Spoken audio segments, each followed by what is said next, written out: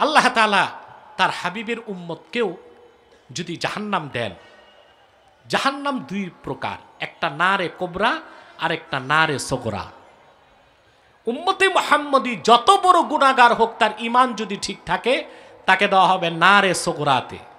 ইমাম রাজি যেটা তাফসীর করেন, ইন্নালিন নারে দারাকাত, জাহান্নামের কতগুলি স্তর থাকবে। জাহান্নামের সবচেয়ে উপরের স্তরে গুনাহগার মুমিন মুসলমানের জায়গা হবে। সুবিধা কি তাতে? কাফের মুশরিক যারাই জাহান্নামে যাবে, আদমের সুরতে কোনো কাফের জাহান্নামে যাবে না, সুরত তাদের নষ্ট করে দেওয়া হবে। দাঁত হবে উহুদ পাহাড় সমান, জিহ্বা হবে কত বড় কাফেরের জাহান্নামে। বাইহাকিতে এসেছে সালাসাতু আময়াল, এক এক কাফের জাহান্নামের জিহ্বা হবে 3 মাইল লম্বা। দাঁত হবে পাহাড়ের মতো, গর্দান হবে পাহাড়ের উপত্যকার মতো। আদমের সুরতে কোনো একটি কাফের মুশরিককে আল্লাহ তাআলা জাহান্নাম দিবেন না, কিন্তু রাসূলুল্লাহর উম্মতকে এত বেশি আমার আল্লাহ ভালোবেসেছেন, যদি গুনার কারণে জাহান্নামে যায় তাদের সুরতটা আল্লাহ বিকৃত করবেন না। আদমের সুরতে তারা জাহান্নামে যাবে, তাদের হাঁটু পর্যন্ত জ্বলবে, কোমর পর্যন্ত জ্বলবে, সিনা পর্যন্ত জ্বলবে। ওয়ালা তাকুলুন নারু সুওয়ারাহুম, কিন্তু কোন একজন মুসলমানের চেহারায় আল্লাহর জাহান্নামের আগুন লাগবে না। আমরা সফলতা চাই। কি চাই? সফলতা দুই দিক নির্ভর করে, ইহকালীন কল্যাণ, পরকালের মুক্তি। ঠিক কিনা? আমরা তো শুধু আখেরাত চাই না, না দুনিয়াও চাই? জবান খুলে কথা বলেন। দুনিয়াও তো দরকার আছে, দুনিয়া ততটুক, প্রয়োজন যতটুক। আল্লাহ কিন্তু আলেম ওলামা পীর মাশায়েখ এই জন্য বানান নাই শুধু তারা মসজিদ মাদ্রাসা খানকা নিয়ে থাকবে,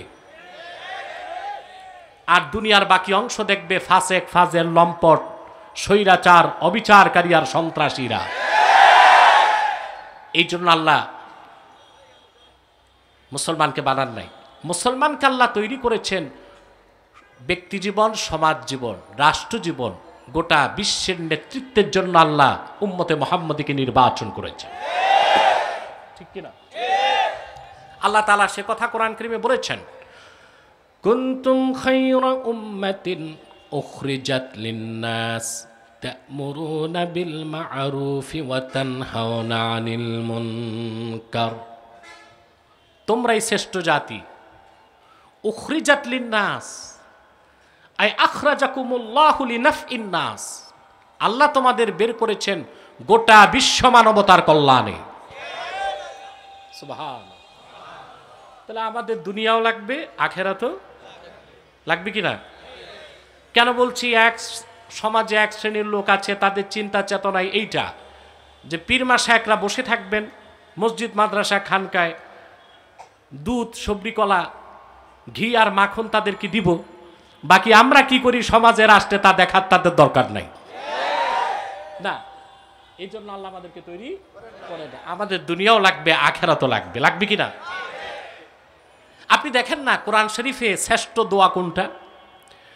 রব্বানা আতিনা ফিদ দুনিয়া হাসানাতাও ওয়া ফিল আখিরাতি হাসানাতাও ওয়া কিনা আযাবান নার। আমরা কি বলি? হে আমাদের রব, তুমি আমাদেরকে এই দুনিয়াতে হাসানা দাও, পরকালে হাসানা দাও, জাহান্নামের আগুন থেকে বাঁচাও। বলি কি না? দোয়াতে আল্লাহ তাআলা যে চাইতে বললেন, আগে আখেরাত না আগে দুনিয়া? দুনিয়ার হাসানা, তারপরে আখেরাতের হাসানা। ইমাম জালালউদ্দিন সুয়ুতী রাহমাতুল্লাহর মতে দুনিয়ার হাসানা হচ্ছে আল্লাহ তাআলা কাউকে যদি একটি প্রশস্ত বাড়ি আর ইমানদার সতীসাধ্বী চরিত্রবতী নারী দান করেন, সে দুনিয়ার 16 আনা হাসানা পেয়ে গেল। একটি প্রশস্ত বাড়ি আর চরিত্রবতী নেককার সুন্দরী নারী স্ত্রী হিসেবে যে পেল, সে দুনিয়ার হাসানা পেয়ে গেল। আর আখেরাতের হাসানা হচ্ছে বিনা আযাবে, কম হিসাবে, ফার্স্ট চান্সে জান্নাত। আবার বলছি, দুনিয়ার হাসানা একটি প্রশস্ত বাড়ি আর একটি সুন্দরী চরিত্রবতী নারী। আর আখিরাতের হাসানা হচ্ছে বিনা আযাবে, কম হিসাবে, ফার্স্ট চান্সে আল্লাহর জান্নাত। আপনার তো ফার্স্ট চান্সে জান্নাত চান না সেকেন্ড চান্সও চান? আল্লাহ কবুল করুক। এখানে আল্লাহ দুনিয়ার কথাও বলেছেন, আখিরাতের কথাও বলেছেন, ঠিক কিনা? হযরত আনাস ইবনে মালিক রাদিয়াল্লাহু তাআলা আল্লাহর হাবিব সাল্লাল্লাহু আলাইহি ওয়াসাল্লাম মক্কা থেকে হিজরত করে যখন মদিনাতুল মুনাওয়ারাতে গেলেন, হযরত আনাসের বয়স ছিল তখন 10 বছর। কত বছর?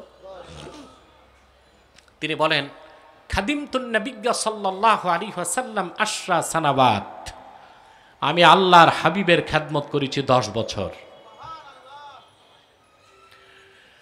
তিনি বলেন, আল্লাহর হাবিব যখন মক্কা থেকে হিজরত করে মদিনাতুল মুনাওয়ারাতে আসলেন, আমার মা আমাকে রাসূলুল্লাহর কদমে নিয়ে গেলেন আর বললেন, খুআইদিমুকা আনাস ইয়া রাসূলুল্লাহ, হে আল্লাহ রসুল, আপনার সাহাবীগণের মধ্যে সবচেয়ে কম বয়সের খাদেম আনাস, আমার কলিজার টুকরা আনাসকে আমি আপনার কদমে সোপর্দ করে দিলাম। এই সন্তান আর আমার দরকার নাই, শুধুমাত্র সারা জিন্দেগি সে আপনি রাসূলুল্লাহর কদমে থেকে খেদমত করে যাবে। তবে আমার হৃদয়ের একটি আকাঙ্ক্ষা, আপনি আমার সামনে তাকে একটু দোয়া করে দেন। আল্লাহর হাবিব সাল্লাল্লাহু আলাইহি সাল্লাম আনাস বিন মালিকের মাথায় হাত রাখলেন, দোয়া করলেন, আল্লাহুম্মা বারিক ফি মালিহি ওয়া আওলাদিহি ওয়া আতিল উমরাহ ওয়াগফির দামবা। আল্লাহ তুমি আনাসের মালে বরকত দিয়ে দাও, তার আওলাদে বরকত দিয়ে দাও, তার হায়াত লম্বা করে দাও, তার জিন্দেগীর গুনাহগুলো মাফ করে দাও। রাসূল করিম সাল্লাল্লাহু আলাইহি সাল্লাম দোয়া করলেন কয়টি? আল্লাহ তার মালে বরকত দাও, তার আওলাদে বরকত দাও, তার হায়াত লম্বা করে দাও, তার জিন্দেগীর গুনাহ মাফ করে দাও। 4টি দোয়ার 3টেই তো রাসূলুল্লাহ করলেন দুনিয়ার জন্য, একটি আখিরাতের জন্য, ঠিক কিনা বলেন? তাহলে আমরা দুনিয়াও চাই, এই দুনিয়ার বহুমাত্রিক কল্যাণ আর পরকালের নাজাত, এই দুইটা মিলে হচ্ছে ব্যক্তির সফলতা। ব্যক্তির দুনিয়া আছে, আজকে আছে, কালকে নাই। দেখেন না, যিনি হিরো কয়েক ঘন্টায় জিরো হয়ে যায়। সত্য? আল্লাহর কোরআনের সাথে বিরোধিতা করে আর ইসলামকে চ্যালেঞ্জ করলে এটাই হতে হয়। জাতি দেখেছি ইসলামকে বাদ দেওয়া যাবে না, যে ইসলামকে বাদ দিতে যায় আল্লাহ তাকে বাদ দেন। প্রথমে ক্যাবিনেট থেকে, তারপর সংসদ থেকে, তারপর দেশ থেকে মহিলার মতো ঘোমটা মাথায় পালায় যেতে হয়।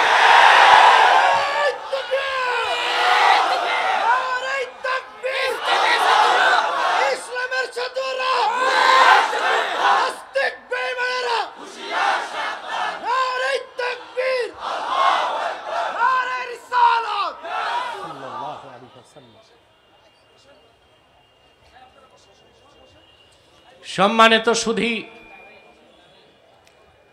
কথা খেয়াল করেছেন? তাহলে কি বোঝা যায়? ইসলামকে বাদ দেওয়া যায় না, আল্লাহ বাদ দেন। এখন দেখা যাবে কানাডায় যাওয়ার পর কত সিরা স্যান্ডেল আর পচা ডিম কপালে জুটে ইনশাআল্লাহ। বসেন তো আপনারা চুপচাপ। এমনিতে এত রাতে আমাকে দিচ্ছেন, আবার ডিস্টার্ব করলে কামড়ে হয়। একদম ধৈর্যের সাথে বসে। তাহলে সফলতা ব্যক্তির নির্ভর করে দুই দিকে, ইহকালীন কল্যাণ, পরকালীন মুক্তি। আর সেটা দিতে পারে কে? দিবে? আরো জোরে কে দিবে? ঠিক কিনা? সেই ইহকালীন কল্যাণ ও পরকালীন মুক্তির জন্য কিছু কথা আমি শুরু থেকে পড়লাম। আসুন এবার আল্লাহ কি বলেছেন তা শুনি। আমার সঙ্গে আপনারাও তিলাওয়াত করুন। যেন প্রতিটি অক্ষরে নূর আল্লাহ তাআলা আমাদের সিনায় মানকুশ করে দেন। বলুন আউযু বিল্লাহি মিনাশ শাইতানির রাজীম, বিসমিল্লাহির রাহমানির রাহিম। হুদাল লিল মুত্তাকিন আল্লাযীনা ইউমিনুনা বিল গায়বি ওয়া ইউকিমুনাস সালাতা ওয়া মিম্মা রাযাকনাহুম ইউনফিকুন। সাদাকাল্লাহুল আযীম। পড়ুন সাদাকাল্লাহুল আযীম ওয়া সাদাকা রাসূলুহুন নবিয়্যুল কারীম ওয়া নাহনু আলা যালিকা মিনাশ শাহিদিন ওয়াশ শাকিরিন ওয়াল হামদুলিল্লাহি রাব্বিল আলামিন। আল্লাহ তাআলা কোরআন কারীমের শুরুতেই বলেন হুদাল্লিল মুত্তাকিন।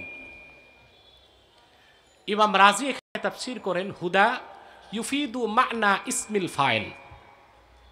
এই ইসমে মাজদারটি ইসমে ফাইলের অর্থ দিবে, অর্থাৎ হুদাল্লিল মুত্তাকিন, হাদিন লিল মুত্তাকিন।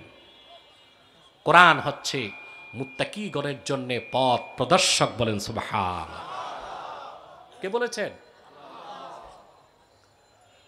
কোরআন কারীম শুধু মুত্তাকিগণের জন্য পথ প্রদর্শক নয়, আল্লাহ বিভিন্ন জায়গায় কথাটি বলেছেন সকল মুসলমানের জন্য পথ প্রদর্শক। শুধু মুসলমানের জন্য পথ প্রদর্শক নয়, যত মানুষ আছে সকল গোত্রের, বর্ণের, বংশের মানুষের জন্য কোরআন পথ প্রদর্শক। ঠিক কিনা? যেমন আল্লাহ তাআলা বলেন وَنَزَّلْنَا عَلَيْكَ الْكِتَابَ تِبْيَانًا لِكُلِّ شَيْءٍ وَهُدًى وَرَحْمَةً وَبُشْرَى لِلْمُسْلِمِينَ। আল্লাহ রাব্বুল আলামিন বলেন মুহাম্মদ সাল্লাল্লাহু আলাইহি ওয়াসাল্লাম, এই কোরআন আপনার উপর আমি নাজিল করেছি তিবয়ানাল লিকুল্লি শাই, সব কিছু সুস্পষ্ট ব্যাখ্যা হিসেবে। সব কথা যেখানে আছে, আকাশের উপরের কথা, তার নিচের কথা, জমিনের উপরের কথা, তার নিচের কথা, ইহকালীন কল্যাণ এবং পরকালীন মুক্তির জন্য যত কথা আছে সব আমি আল্লাহ পাক সূক্ষ্মাতি সূক্ষ্মভাবে, পুঙ্খানুপুঙ্খভাবে কোরআনে বয়ান করে দিয়েছি। ওয়া হুদা ওয়া রাহমা ওয়া বুশরা লিল মুসলিমিন, পৃথিবীর সব মুসলমানের জন্য কোরআন সুসংবাদের বাহন এবং রহমতের কান্ডার এবং পথ প্রদর্শনকারী। বলেন সুবহানাল্লাহ। তাহলে আমরা দেখতে পাচ্ছি কোরআন হুদাল্লিল মুত্তাকিন এবং কোরআন হুদাল্লিল মুসলিমিন। ঠিক কিনা? প্রশ্ন আসে, বাকি যারা মানুষ আছে পৃথিবীতে, যে বর্ণের হোক বংশের হোক, কি আস্তিক কি নাস্তিক, কি ডানপন্থী কি বামপন্থী, কি শ্বেতাঙ্গ কি কৃষ্ণাঙ্গ, কি সংশয়বাদী কি অবিশ্বাসী, তাদের জন্য কি কোরআন পথ প্রদর্শক নয়? জোরে বলেন। জবাব আল্লাহ দিয়েছেন, শাহরু রমাদান আল্লাযী উনজিলা ফীহিল কুরআনু হুদাল লিন-নাসি ওয়া বায়্যিনাতিম মিনাল হুদা ওয়াল ফুরকান। এ কোরআন হুদাল লিন-নাস, পৃথিবীর সকল যুগের, দেশের, বর্ণের, বংশের মানুষের জন্য কোরআন হচ্ছে পথ প্রদর্শনকারী, হেদায়েতকারী। বলেন সুবহানাল্লাহ। কয়টি কথা পেলাম? হুদাল্লিল মুত্তাকিন, হুদাল্লিল মুসলিমিন, হুদাল্লিন নাস। ঠিক কিনা? প্রশ্ন আসে কেন? আল্লাহ তাআলা তো শুরুতেই বলতে পারতেন হুদাল্লিন নাস, সব মানুষের জন্য পথ প্রদর্শক। সেখানে তো মুসলিম আছে, অমুসলিম আছে, হিন্দু বৌদ্ধ খ্রিস্টান সবাই আছে, তা না বলে তিনি কথাটিকে ক্লাসিফাইড, শ্রেণীবিন্যাস কেন করেছেন? প্রশ্ন আসে না? বলেন। এই জবাব দিতে যে বিশ্ববরণ্য মুফাসসির ইমামে বায়জাবি রাহমাতুল্লাহ লেখেন, পৃথিবীর সমস্ত মানুষ আল্লাহর কোরআন থেকে যতটুকু হেদায়েত লাভ করবে, উপকার লাভ করবে, তার চেয়ে বেশি উপকার লাভ করবে বিশ্বাসীগণ, মুসলমানগণ। আর যারা মুত্তাকি হয়ে যাবে তারা আল্লাহর কোরআনের 16 আনা উপকার ও কল্যাণ পেয়ে যাবে। এখন বলুন আমাদের কি হতে হবে? শুধু মানুষ আছি তাতে চলবে, না মুসলিম হতে হবে? শুধু মুসলিম হলে চলবে, না মুত্তাকি হতে হবে? সুবহানাল্লাহি বিহামদি। আল্লাহ যেন আমাদের প্রত্যেককে মুত্তাকি হিসেবে কবুল করে নেন, বলেন আল্লাহুম্মা আমিন। পাশাপাশি প্রশ্ন আসে, যা ইমামে বাইজাবি সুয়ালে মুকদ্দারের জবাব দিয়েছেন, কোরআন তো সবার জন্য পথ প্রদর্শক, তারপরও কোরআনের হেদায়েত থেকে যে বঞ্চিত হবে তার ক্ষেত্রে আমাদের ফায়সালা কি? হেদায়েত থেকে বঞ্চিত হচ্ছে না মানুষ?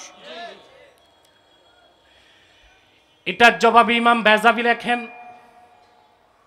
কোরআন কারীম হচ্ছে কাগেজা সালেহ, অতি উত্তম বেহেশতের খোরাক, জান্নাতি খাবার তুল্য।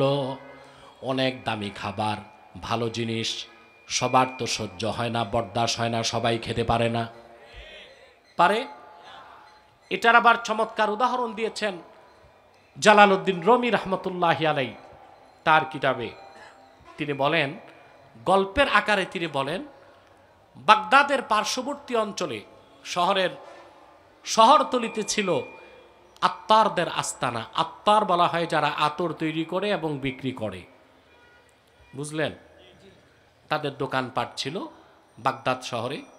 আর শহরতলিতে ছিল চামড়া ব্যবসায়ী, চামার যারা চামার, তাদের বাড়িঘর। কোথায় আত্তার, কোথায় চামার, পার্থক্য আছে না? একদল কি, আরেকদল চামড়া ব্যবসায়ী। চামড়ার যে কি গন্ধ তা আপনাদের নতুন করে বুঝাবার দরকার নাই। বুড়িগঙ্গা ঘুরলেই আগে আমরা ট্যানারির বিশ্রী উৎকট গন্ধে অস্থির হয়ে যেতাম, ঠিক কিনা? চামারদের সর্দার চামারদেরকে নসিহত করেছে, তোমরা ভুলক্রমেও বাগদাদ শহরে গেলে আত্মার যারা আতর ব্যবসায়ী তাদের দোকানের কাছে যাবা না। এক যুবক চামার, তার কৌতূহল হলো, শুনি আতর দামি জিনিস, এই ভালো জিনিসের কাছে যেতে কেন নিষেধ করছে সর্দার? এর থেকে তার কৌতূহল বাড়ল, সে হেঁটে হেঁটে আতরের দোকানের কাছে চলে গেছে। আর যেই মিসকুল আম্বার আতরের গ্রান তার নাকে ঢুকছে, অমনিতে সে বেহুশ হয়ে পড়ে গেছে। আতর ব্যবসায়ীরা দৌড়ে আসছে, তার সেবা শুশ্রূষা করছে। কি ব্যাপার, সুস্থ মানুষটা অজ্ঞান হয়ে গেল কেন? ওই চামারের স্ত্রী খুঁজতে খুঁজতে চলে এসেছে, দূরে দাঁড়ায় বলে, ভাই সব, তোমরা যত তার কাছে যাবা আতর ব্যবসায়ীরা, তার জ্ঞান আরো ফিরবে না। বলে কেন? বলে আমরা হচ্ছি জাতে চামার, মিসকুল আম্বার এত দামি আতরের গ্রান আমাদের সহ্য হয় না। ভুলক্রমে সে চলে এসেছে, আতরের গ্রানে হুঁশ হারায় ফেলছে। বলে তো কি করতে হবে? বলে পচা চামড়ার একটা টুকরা পাঠাচ্ছে, এটা তার নাকে ধরলেই তার জ্ঞান ফিরবে। পচা চামড়ার টুকরা একটা নিয়ে আসছে, আর নাকে ধরাই দিছে, হুঁশ ফিরছে, দৌড়ে ভাগছে। বিশ্বনন্দিত দার্শনিক জালালউদ্দিন রুমের কথা সূত্র ধরে বলবো, আজও যারা বাংলাদেশে বাক স্বাধীনতার দোহাই দিয়ে, মুক্ত চিন্তার দোহাই দিয়ে পশ্চিমাদের গোলামি করে, ইসলামের কালজয়ী সুমহান আদর্শের বিরোধিতা করে কোরআন ও ইসলামকে বাদ দিতে চায়, তারা নিকৃষ্ট চামার সদৃশ মানুষ ছাড়া আর কিছু হতে পারে না।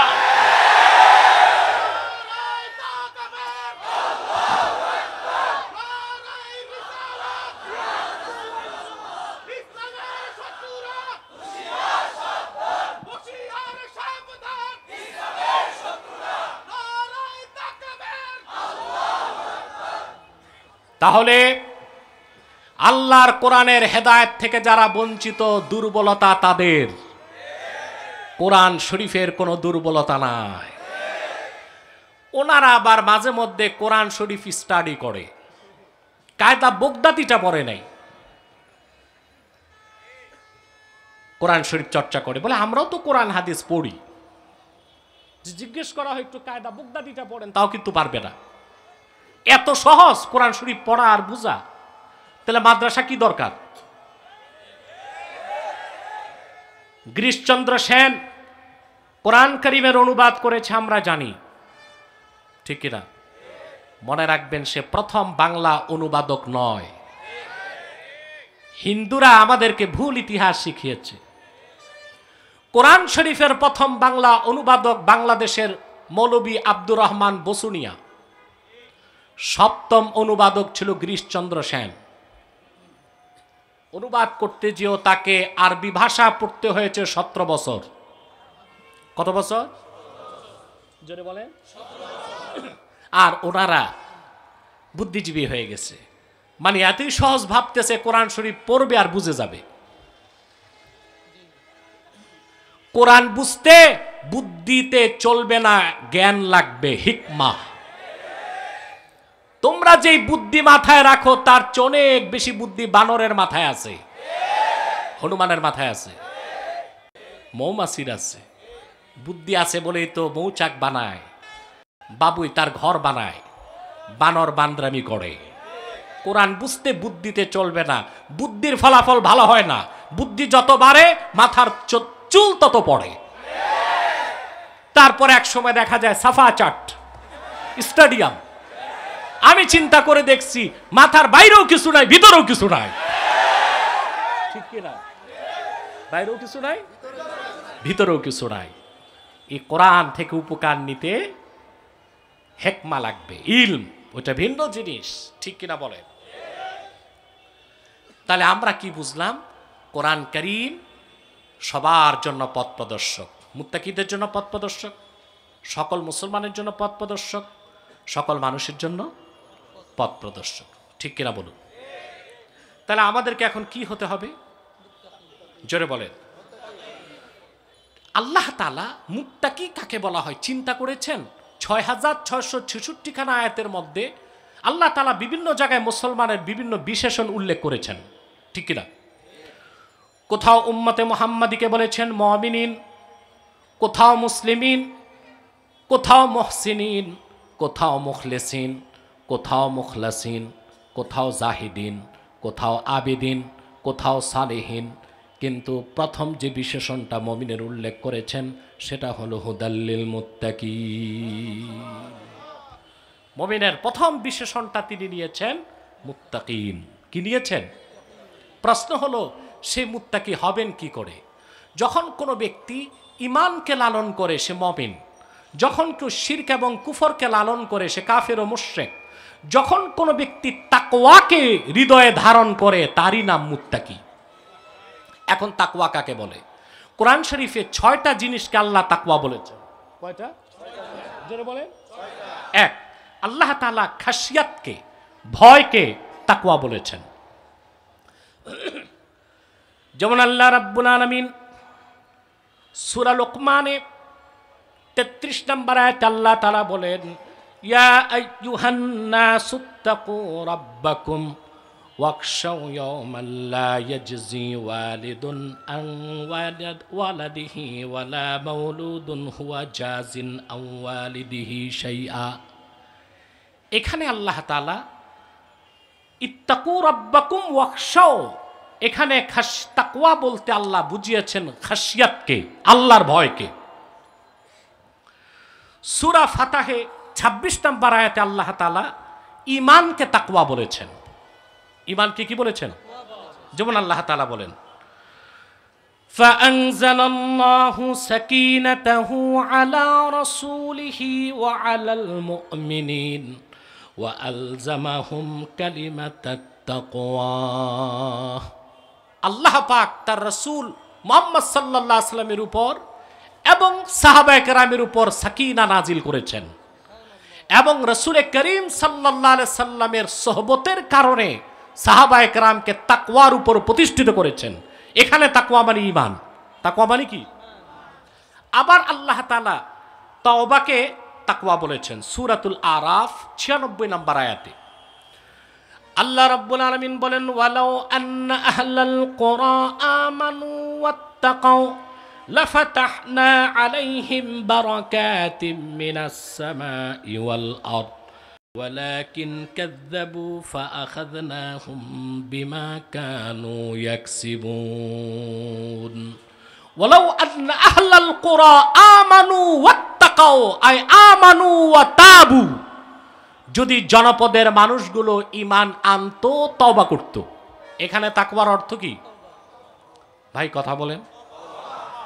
জনপদের মানুষ যদি ঈমান আনতো, তওবা করত, আমি সেই জনপদের মানুষের জন্য আকাশ ও জমিনের বরকতের সব দরজা খুলে দিতাম। এটার প্রমাণ পান আপনারা যে ঈমানদার ঈমান চর্চা করলে, তওবা করলে আল্লাহ যে বরকত রাখেন, এটার প্রমাণ পান? সেটার প্রমাণ আমরা পেয়েছি করোনা পরিস্থিতিতে। করোনায় সারা দুনিয়া বিপর্যস্ত হয়েছে, একটি মুসলিম রাষ্ট্র বিপর্যস্ত হয় নাই। কিছুটা পানিশমেন্ট হয়েছে, কিন্তু পশ্চিমারা যেভাবে মার খেয়েছে করোনায়, ওই রকম আজাব গজব একটি মুসলিম রাষ্ট্রে আল্লাহ তাআলা দেন নাই। তার উজ্জ্বল উদাহরণ হচ্ছে আমাদের বাংলাদেশ, যেই দেশটিতে লোক আছে 17,46,00,000। কত? ছোট্ট একটা দেশ, 17,46,00,000 মানুষ এই দেশে বসবাস করে। সেই দেশে করোনায় কতটুকু ক্ষতি হয়েছে। যুক্তরাষ্ট্রে যেখানে লক্ষ লক্ষ মানুষ মরেছে, ইউরোপে আমেরিকায় মানুষের মৃত্যু, লাশের মিছিল দেখেছে মানুষ, বাংলাদেশে করোনায় সেই পরিস্থিতি হয় নাই। এই যে বাংলাদেশ করোনার আযাব থেকে রক্ষা পেয়েছে, তার অর্থনৈতিক প্রবৃদ্ধি ঘটেছে, এটা সরকারের কোনো কৃতিত্ব নয়, এটা আল্লাহর কোরআনের বরকত। কারণ আমি বলে থাকি, আরব বিশ্বকে বাদ দিলে সারা দুনিয়ায় এত কোরআনের মাহফিল হয় না যত বাংলাদেশে হয়। দুনিয়ার কোথাও এত মসজিদ নেই যত বাংলাদেশে আছে। দুনিয়ার কোথাও এত মাদ্রাসা নেই যত বাংলাদেশে আছে। এই দেশে কোরআনের মাহফিলগুলো থেকে কোরআনের আওয়াজ হচ্ছে, মসজিদের মিনারে আজান হচ্ছে, মাদ্রাসাগুলোতে কোরআনের তেলাওয়াত হচ্ছে বলে করোনার আযাব থেকে বাংলাদেশ রক্ষা পেয়েছে। ঠিক কিনা বলে? আমরা যদি আরেকটু ভালো হইতে পারতাম, আল্লাহর শুকরিয়া আদায় করতাম, ঈমানের উপর মজবুত থাকতাম, পুরাপুরি তওবা করতাম, আমাদের দেশে রহমত বরকত আরো বেশি আসতো। ঠিক কিনা বলেন? তাহলে আমরা দেখতে পাচ্ছি আল্লাহ তাআলা খাশিয়াতকে তাকওয়া বলেছেন, ঈমানকে তাকওয়া বলেছেন, তওবাকে তাকওয়া বলেছেন, তাআতকে আনুগত্যকে আল্লাহ তাআলা তাকওয়া বলেছেন। তিনি বলেছেন আন আনযিরু আন্নাহু লা ইলাহা ইল্লা আনা ফাত্তাকুন আই আতিউন। এখানে তাকওয়া অর্থ ইতাআত। 5 নাম্বার, গুনাহ থেকে বাঁচাকে আল্লাহ তাকওয়া বলেছেন। আল্লাহ তাআলা বলেন ওয়াতুল বুয়ুতা মিন আবওয়াবিহা ওয়াত্তাকুল্লাহা লাআল্লাকুম তুফলিহুন। এখানে আল্লাহ তাকওয়া বলেছেন, গুনাহ থেকে বাঁচাকে। 6 নাম্বার, ইখলাসকে আল্লাহ তাকওয়া বলেছেন। আল্লাহ তাআলা বলেন যালিকা ওয়া মান ইউআজ্জিম শাআইরাল্লাহ ফাইন্নাহা মিন তাকওয়াল কুলুব। এখানে তাকওয়া মানে ইখলাস। তাকওয়া মানে কি? তাহলে যেই বান্দার ভিতরে 6টা বৈশিষ্ট্য একত্রিত হবে সে মুত্তাকি। আর মুত্তাকির আরেক নাম হচ্ছে বিনা আযাবে আল্লাহর জান্নাতি। কটা জিনিস? 1, ঈমান, যার ঈমান পরিপূর্ণ হয়ে যাবে। 2 নাম্বার হচ্ছে আল্লাহর ভয় যার অন্তরে থাকবে। 3 নাম্বার হচ্ছে যে ব্যক্তি পরিপূর্ণ তওবা করবে। 4 নাম্বার হচ্ছে যে ব্যক্তি কোরআন সুন্নাহর অনুসরণ করবে। 5 নাম্বার হচ্ছে যে ব্যক্তি আল্লাহর ভয়তে গুনাহ ছেড়ে দিবে। 6 নাম্বার হচ্ছে যার আমলে ইখলাস থাকবে। এই 6টা জিনিস যার মধ্যে চলে আসবে তার নাম মুত্তাকি। বলেন সুবহানাল্লাহ।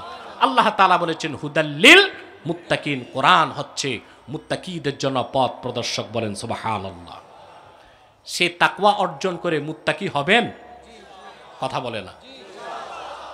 মুত্তাকি হবার আরেকটি উপকারিতা আমি বলে দিচ্ছি। আল্লাহর হাবিব মুহাম্মদ সাল্লাল্লাহু আলাইহি সাল্লামের ঈমানদার প্রত্যেক উম্মত জান্নাতে যাবে। আবার বলছি, আল্লাহর হাবিব মুহাম্মদ সাল্লাল্লাহু আলাইহি সাল্লামের প্রত্যেক ঈমানদার উম্মত যত বড় কবিরা গুনাহগার হোক, সে কোনো না কোনো একদিন জান্নাতে যাবেই যাবেই যাবে। কেউ ফার্স্ট চান্সে, কেউ সেকেন্ড চান্সে। আপনার কোনটা? ফার্স্ট চান্সের জান্নাত চান? যদি আপনাদের ভ্রমণ বিলাস থাকে যে একটু ফার্স্ট চান্সে জাহান্নামে যে দেখে নিলাম আবু জেহেল আবুল হাব কই আছে, সাক্ষাৎ করে পরে তো জান্নাতে যাবই, এরকম শখ নাই তো? রাসূলুল্লাহর প্রত্যেক উম্মত জান্নাতে যাবে এতে সন্দেহ আছে? এটা আল্লাহ তাআলার সাথে তার হাবিবের চুক্তি হয়ে গেছে, চুক্তিনামা কোরআন শরীফে আছে। চুক্তিনামা কোথায়? আল্লাহ রাব্বুল আলামিন বলেন ওয়ালা সাওফা ইউতিকা রাব্বুকা ফাতারদা।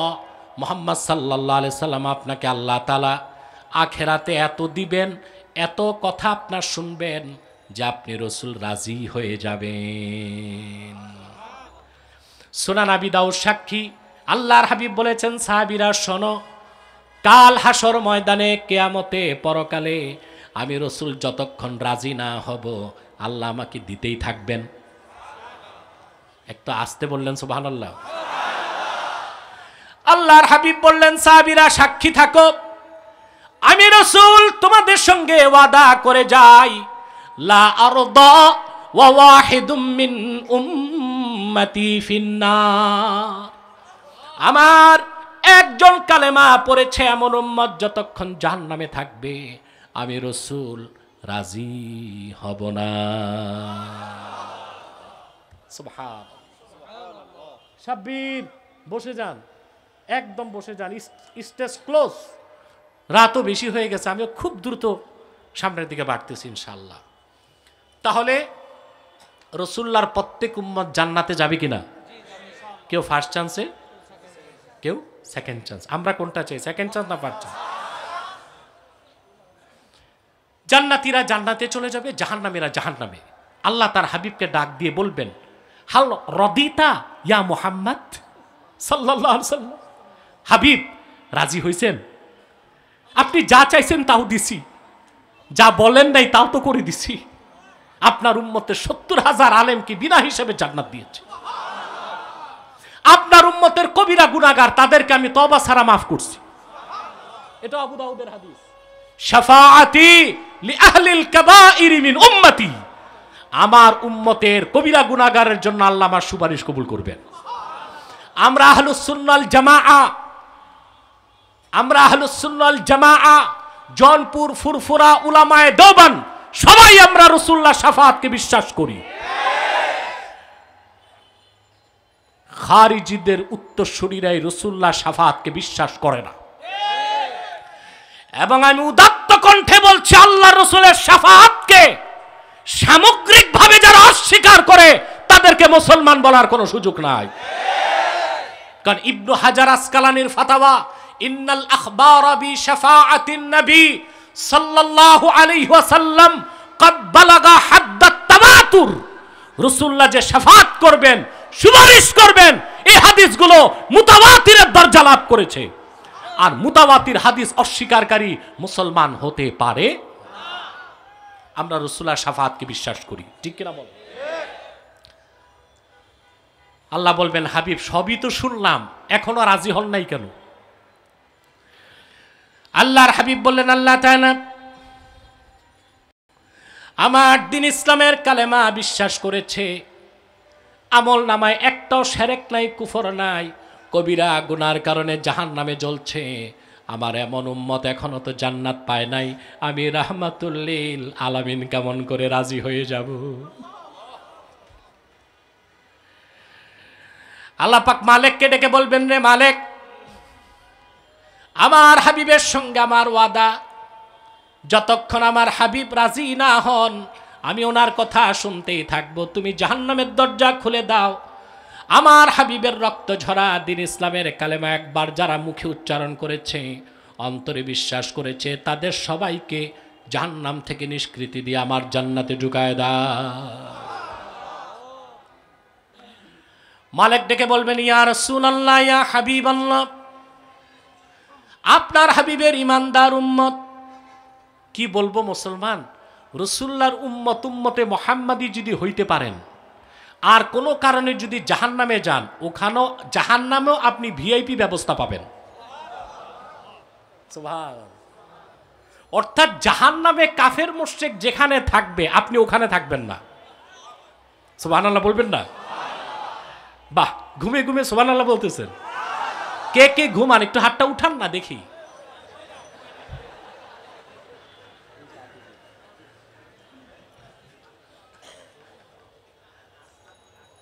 কথা বুঝতেছেন? আমরা ঘুমাবো না, একটু কথা শুনবো। তো আল্লাহ তাআলা তার হাবিবের উম্মতকেও যদি জাহান্নাম দেন, জাহান্নাম দুই প্রকার, একটা নারে কোবরা আর একটা নারে সগরা। উম্মতে মুহাম্মদী যত বড় গুনাহগার হোক, তার ঈমান যদি ঠিক থাকে তাকে দেওয়া হবে নারে সগরাতে। ইমাম রাজি যেটা তাফসীর করেন, ইন্নালিন নারে দারাকাত, জাহান্নামের কতগুলি স্তর থাকবে। জাহান্নামের সবচেয়ে উপরের স্তরে গুনাহগার মুমিন মুসলমানের জায়গা হবে। সুবিধা কি তাতে? কাফের মুশরিক যারাই জাহান্নামে যাবে, আদমের সুরতে কোনো কাফের জাহান্নামে যাবে না, সুরত তাদের নষ্ট করে দেওয়া হবে। দাঁত হবে উহুদ পাহাড় সমান, জিহ্বা হবে কত বড় কাফের জাহান্নামে। বাইহাকিতে এসেছে সালাসাতু আময়াল, এক এক কাফের জাহান্নামের জিহ্বা হবে 3 মাইল লম্বা। দাঁত হবে পাহাড়ের মতো, গর্দান হবে পাহাড়ের উপত্যকার মতো। আদমের সুরতে কোনো একটি কাফের মুশরিককে আল্লাহ তাআলা জাহান্নাম দিবেন না, কিন্তু রাসূলুল্লাহর উম্মতকে এত বেশি আমার আল্লাহ ভালোবেসেছেন, যদি গুনার কারণে জাহান্নামে যায় তাদের সুরতটা আল্লাহ বিকৃত করবেন না। আদমের সুরতে তারা জাহান্নামে যাবে, তাদের হাঁটু পর্যন্ত জ্বলবে, কোমর পর্যন্ত জ্বলবে, সিনা পর্যন্ত জ্বলবে। ওয়ালা তাকুলুন নারু সুওয়ারাহুম, কিন্তু কোন একজন মুসলমানের চেহারায় আল্লাহর জাহান্নামের আগুন লাগবে না। এই হচ্ছে উম্মতে মুহাম্মদীর শান। সুবহানাল্লাহ। রাসূলুল্লাহর উম্মত মুসলমান হিসেবে জাহান্নামে গেলেও তার প্রটোকল কি হবে? ভিন্ন হবে। আল্লাহ তাআলা মালিককে বলবেন, মালিক আমার হাবিব বলেছেন ওনার উম্মত যারাই কালেমা পড়েছে সবাইকে নিষ্কৃতি দিতে যাও, তাদের বহু শাস্তি হয়েছে, আর শাস্তি দিব না, জাহান্নাম খুলে দাও, জান্নাতে পাঠায় দাও, সব জান্নাতে চলে যাবে। আল্লাহর হাবিব ডেকে বলবেন, মালিক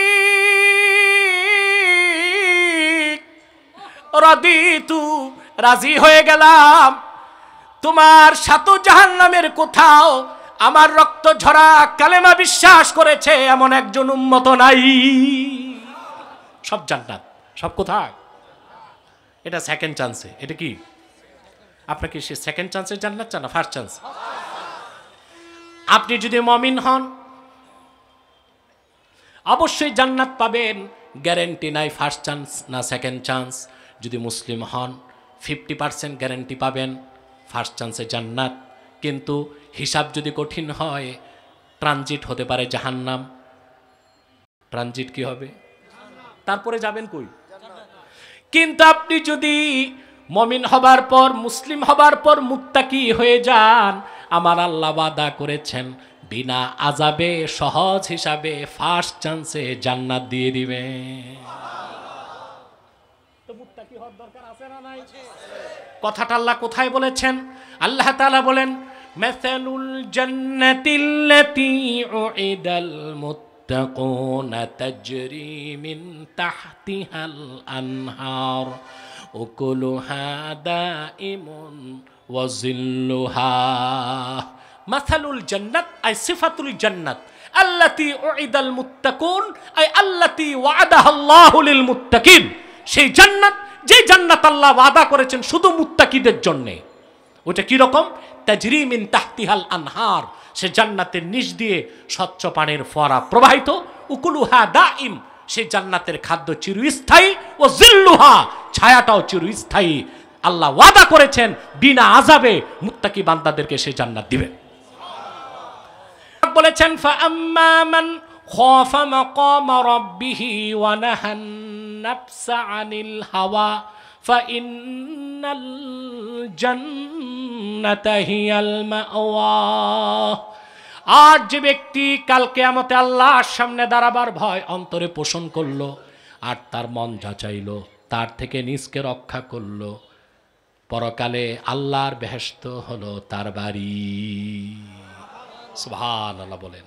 ওয়া আম্মা মান তাগা ওয়া আথারাল হায়াতাদ দুনিয়া ফাইন্নাল জাহিমা হিয়াল মাওয়া।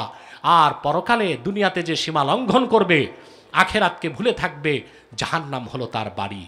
আমরা আল্লাহর কোরআনের পূর্ণাঙ্গ অনুসরণ করতে চাই, তাকওয়া ভিত্তিক জীবন গঠন করতে চাই। রাজি আছেন? ব্যক্তি জীবন, সমাজ জীবন, রাষ্ট্র জীবনের প্রতিটি পর্যায়ে তাকওয়াকে আমরা চর্চা করতে চাই। বলুন আল্লাহুম্মা আমিন। সাদাকাল্লাহুল আযীম।